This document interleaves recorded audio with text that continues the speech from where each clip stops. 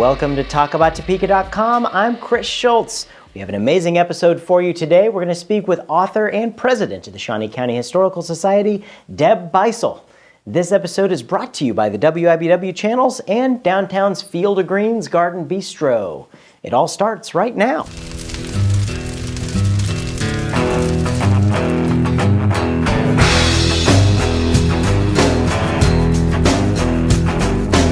Welcome to Talk About Topeka. Joining me is Deb Bisel, author and president of the Shawnee County Historical Society. Deb, thanks for joining us. Great to be here. What nice digs you have. Thank you very, very much. Yeah, you're something. I'm so impressed. So, Deb, you have been around Topeka for a long time. By way of how'd you get here?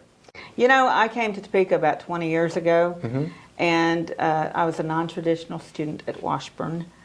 Real non-traditional. It was like 20 years after I graduated from high school. But I was a journalist in high school in Stewart, Virginia.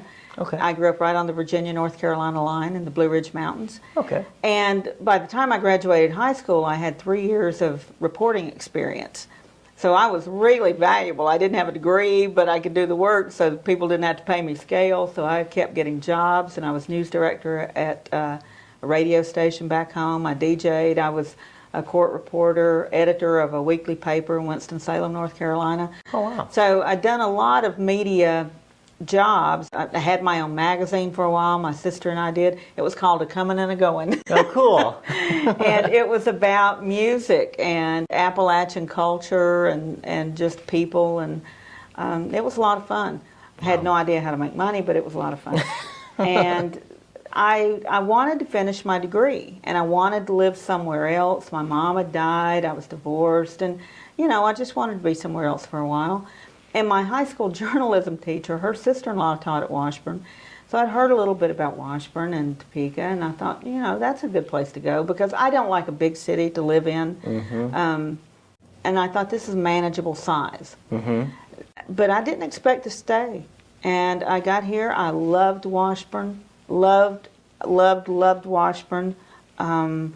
Wonderful professors, a wonderful atmosphere. I felt like the people cared for me. Absolutely. I can't say, I just cannot say enough good about Washburn. I don't know, I love myself. I mean, I dare to think where I'd be if I tried to go to another school, because it was such a great school. Well, at the same time, my older daughter was going to KU for part of that time. She would come and get help from my professors at Washburn, you know, because she had teaching assistants, which, you know, not to knock them, but we had access to, you know, these full professors, and they were just generous, you know, kind, very concerned about, you know, if you showed the least bit of effort, they were there to help you in any way they could. You were never number 250 in a class. Absolutely not. Absolutely not. There's a lot to be said about learning experience for that. There is. I loved it. And I majored in history at Washburn. Don Danker was, in fact, we were just talking about him the other day. He was one of my history professors. I took the last class he taught at Washburn. And he, by then he couldn't think of my name. So we were talking about Lewis and Clark in class one day, and I mentioned that I had been to Monticello. So he would always call me that girl who'd been to Monticello, and that's how he remembered me. And so by the time, you know, I had a career in history, he skipped poker night to come hear me speak the last week of his life. Wow. And that was one of the nicest compliments I have ever had. It's pretty hard to top, actually. Yeah, it is. That's one of those tearjerker kind of moments. It really is. Yeah, wow. Skipped poker night to hear me.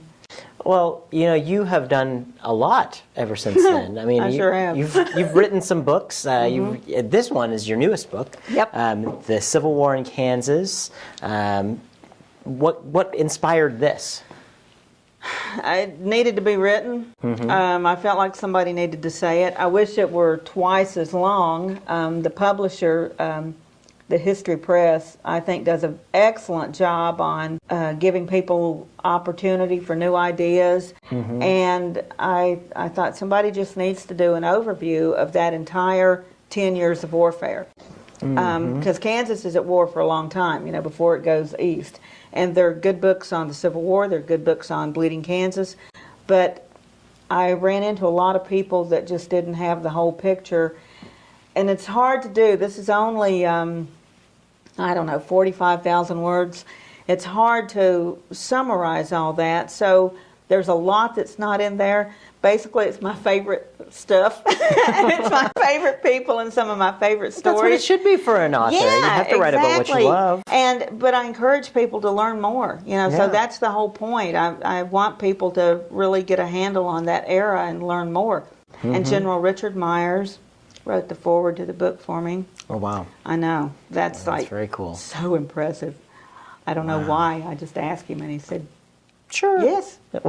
Why not? Really? I said, you don't actually have to read it. You can just write it forward, because he'd just done something for the Capitol Journal on the spirit of Kansas about its military heritage. And I said, that's perfect. Change a couple of words in that, and that's good. Sure. But no, he read it. He makes reference to it. And I said, and after you read it, if you don't like it, you're not committed. You won't hurt my feelings. He would have, but so. I just can't believe he did that. That's really cool. And this is just one of several books that you've put out. What are some of the other things? When I first came to Topeka, I wrote a book on Topeka Cemetery. Because being from the South, we love dead people, and that's how I got to know the community. And this is, the honest truth. I would go walk around the cemetery. And one day, I just literally stumbled over Cyrus K. Holliday's grave. And that movie, Santa Fe Trail, came back to me with Ronald Reagan Ronald Reagan playing Custer, and Errol Flynn was playing Jeb Stuart. Well, I grew up in Jeb Stuart's hometown, so I love that movie. That was our hometown, Stuart, Virginia. I went to high school in Stuart, named for him. So I was real close to that story. And that's when I realized that Stuart had spent more years of his adult life in Kansas than anywhere. And I just so got into the cemetery, and I wondered if people realized, if they knew what a treasure they have. So Sarah McNeve, God rest her soul, we would walk around the cemetery and she'd tell me stories. And so I put together this book, real heavy on pictures. Brad Davenport did the photographs on Topeka Cemetery. And I didn't have any money, and so the Shawnee County Historical Society, Bill Wagner took me to lunch one day, and Sarah had called him and strong-armed him and said, Deborah really needs to publish this book. And he said, so do you need some money to publish your book? So they made it one of their publications. Excellent. Excellent. My presidentship now You're paying them back, absolutely. I'm doing penance. Believe me, I'm doing penance. Because you are president of the Shawnee County Historical Society. Oh, I'm thrilled. I'm so honored. You took it over from me, actually. I used to be president of the Shawnee County Historical Society. The Ritchie House is open. Isn't that wonderful? Yeah, it's been a long time in the making. A long time in the making, and it's just wonderful that it's finally there and used. And we've had so many activities. We had the attic sale. We've had so many things going on. And to have the activity in those houses is really wonderful. The classes that are going on. Yeah. It's great. The education has become a big portion. I mean, the Historical Society has been about publishing bulletins. Right. It's the key thing. But, a lot of things are changing with that. Well, it's a changing society, Yeah. So we've got to adapt to what society needs. And society needs some history education. Yeah. And so that's, we're focusing a lot on that. And of course, we just had the Preservation Awards, and that's a big deal.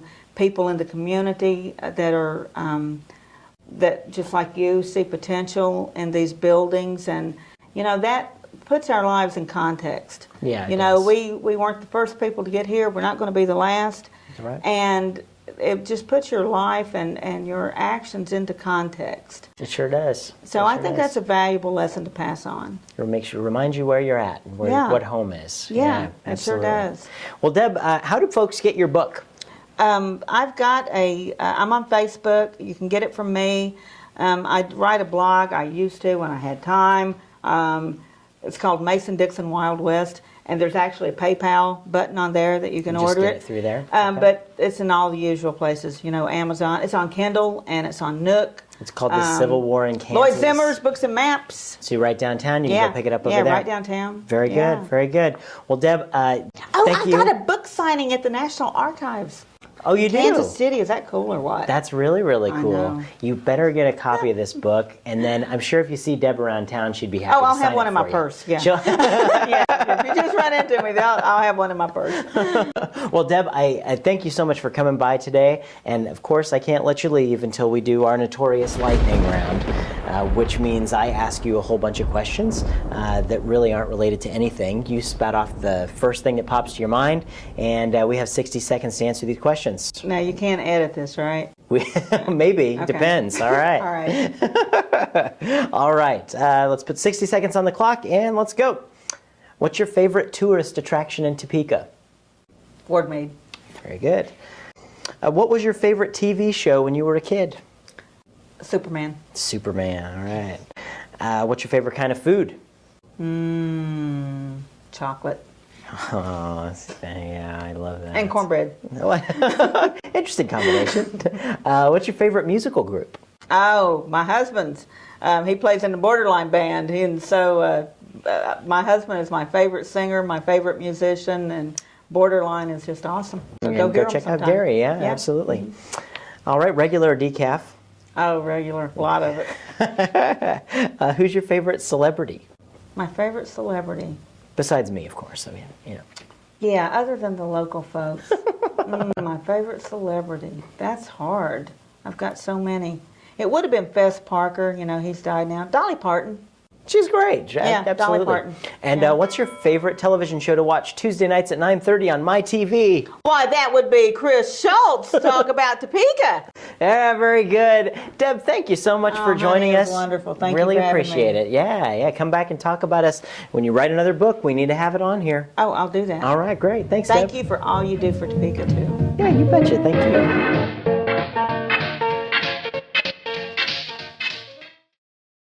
Thanks for tuning into this episode of TalkAboutTopeka.com. I'm Chris Schultz. If you liked what you saw today, please help our guests spread their message by sharing our videos with your friends. You can also find us on Facebook, Twitter, and be sure to subscribe to our YouTube channel. This episode of Talk About Topeka was brought to you by the WIBW channels and Field of Greens, a garden bistro in downtown Topeka. Topeka's #1 salad bar, according to me. Thanks for joining us. Remember, keep talking about Topeka.